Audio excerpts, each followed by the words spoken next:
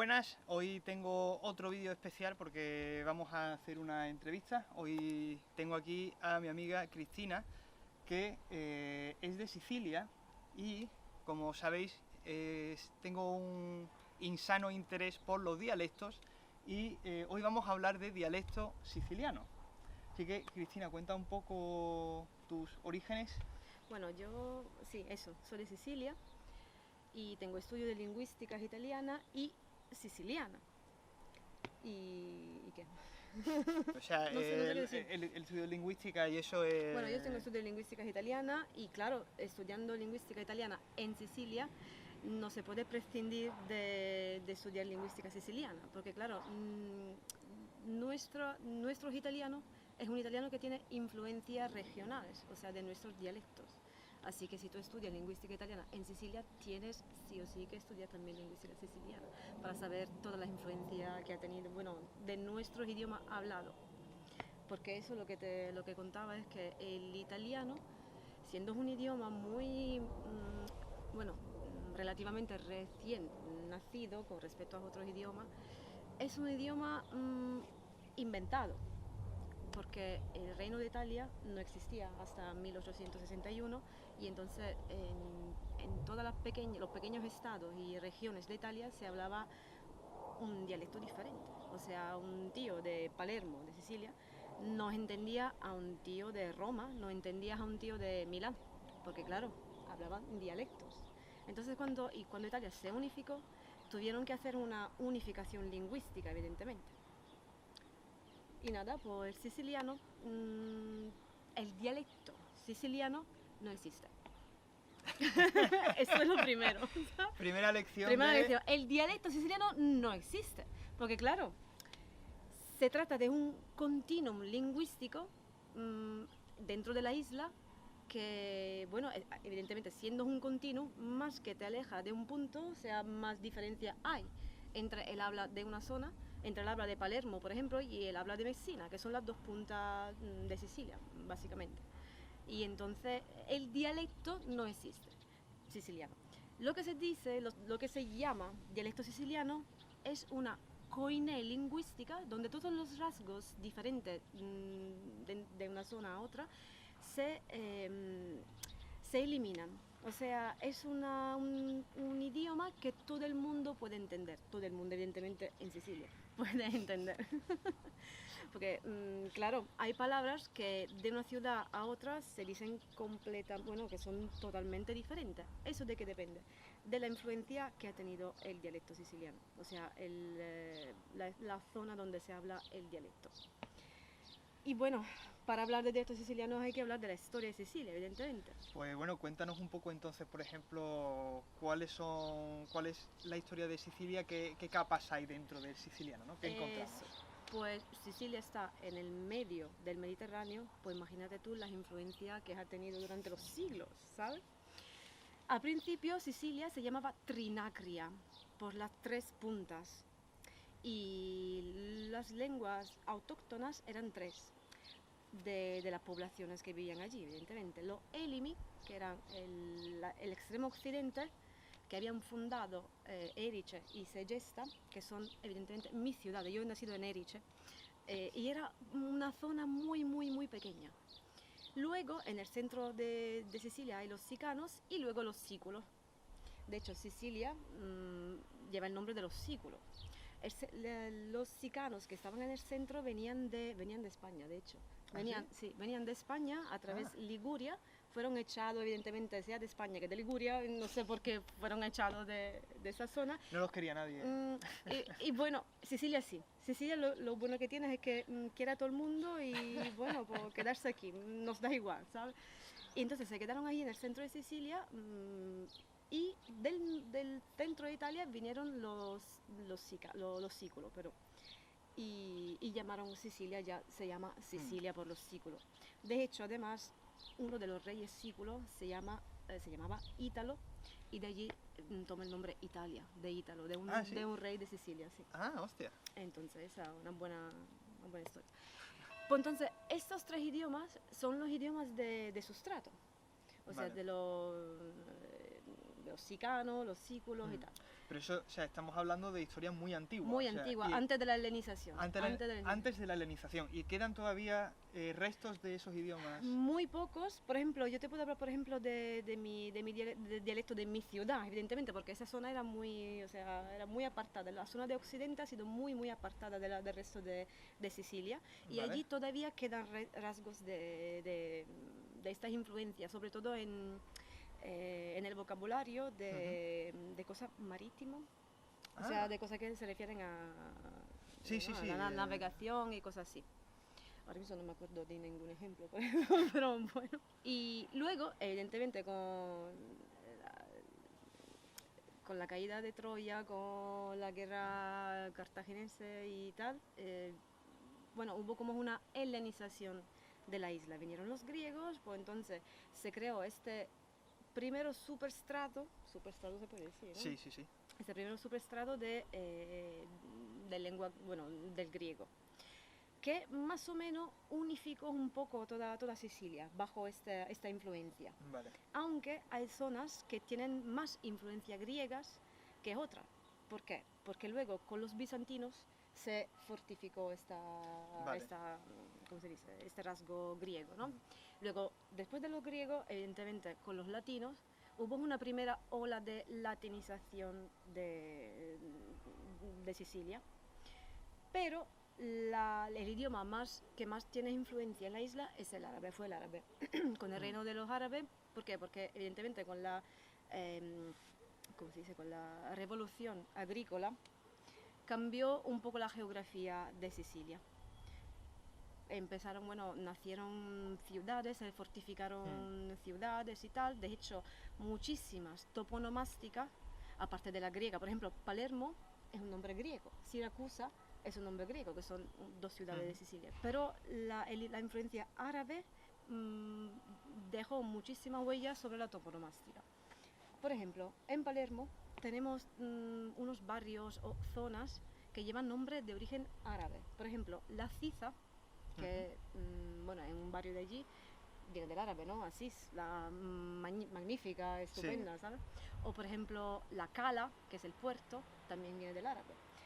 La Calza también viene del árabe. El Cássaro, de Cásar. Sí. Todo eso porque, claro, son nombres que significan castillo, lugar, claro. No sé qué, y entonces muchísima toponomástica en Palermo, en la zona de Palermo, es árabe. De hecho, la zona con más influencias árabes es Palermo, Agrigento y, bueno, la Val de Mazzara se llama. Vale. Esta zona. La primera latinización, o sea, con los romanos, con la historia romana y tal, fue totalmente cancelada. O sea, el árabe canceló la latinización de la isla. De hecho, el habla árabe que se hablaba ahí en Sicilia era la lengua del pueblo. Todo el mundo allí hablaba una mezcla de árabe con lo que había antes. La segunda latinización en Sicilia se hubo con los normandos de habla francés. Normandos se dice. Normandos en español, sí. Una pregunta que me ha salido, o sea, porque, por ejemplo, el maltés, que está al lado de Sicilia, sería lo más parecido en lengua viva a lo que se podría hablar en Sicilia antes de la entrada de los normandos y la relatinización de la isla. Yo creo que sí. Yo creo que... A ver, la historia de Malta también tiene otra historia. Porque claro, luego... es otra historia. Es otra historia, pero tú imagínate, los normandos llegaron ya en el medioevo, en el año 1000 y pico, 1060, 1050 por ahí. Y claro, y allí la influencia árabe era muy, muy potente, o sea, era muy fuerte. Y entonces tuvieron que, entre comillas, luchar para que su idioma ¿cómo se dice? Tuviese una huella en la isla, ¿sabes? Sí, sí. Entonces, esta fue la verdadera ola de latinización del siciliano. De hecho, es un idioma más moderno con respecto al latín de los romanos. Entonces, el siciliano que viene del latín de ahora es un siciliano más moderno. Luego, bueno, entonces el habla francés dejó muchas huellas en el siciliano, menos que el español, porque luego, bueno, con la dominación, bueno, después de los normandos tenemos los Svevo, ¿se dice Svevo? ¿Los suevos? No. Federico II de Svevia. Ah, de Suabia. Suabia se dice. Bueno, Suabia. después de los normandos tuvimos a una figura muy muy importante que, bueno, su reino se quedó casi medio siglo. O sea, Federico II de Suabia, ¿no? Sí. De Suabia. Que en Sicilia y sobre todo en Palermo, que era la capital, que es evidentemente la capital de Sicilia, hizo florecer la vida cultural. De hecho, y eso es muy importante, la primera escuela poética del vulgar italiano se fundó en Palermo gracias a Federico II de Suecia. Sí. También Dante Alighieri, por ejemplo, habla de eso, habla de la escuela poética siciliana. Y bueno, dentro de la historia del italiano, eso es muy importante porque también Dante Alighieri quería que el vulgar italiano más, Sí. decía que el vulgar italiano más, más importante, más bonito, no sé qué, era este de Sicilia. O sea, según Dante Alighieri, toda Italia debería hablar siciliano ahora mismo. Así que bueno, pero Sí. no fue así, hubo una lucha. Sí, quiero añadir una cosa porque Federico II lo estudiamos mucho en Historia de la Ciencia porque Federico II es muy responsable de todas las traducciones, igual que en España hablamos de una escuela de traductores de Toledo y de Alfonso X como gran impulsor de ese movimiento de traducciones, Federico II es responsable de muchas traducciones del árabe al latín, de textos igual que se hizo también en España. Y hay muchos textos científicos que vienen también de esta época, eso igual hablamos Pues entonces, otro día. Gracias Federico II. Gracias Federico II. Fede.